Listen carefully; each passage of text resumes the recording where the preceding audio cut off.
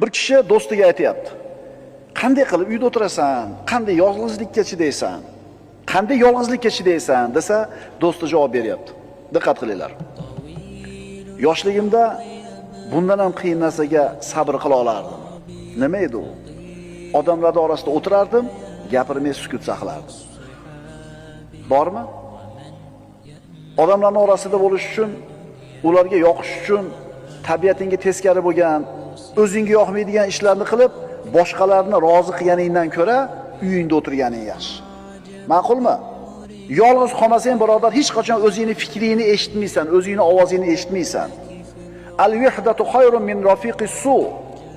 Yomon ulfatdan ko'ra yolg'iz o'tirishlik afzal bo'ladi.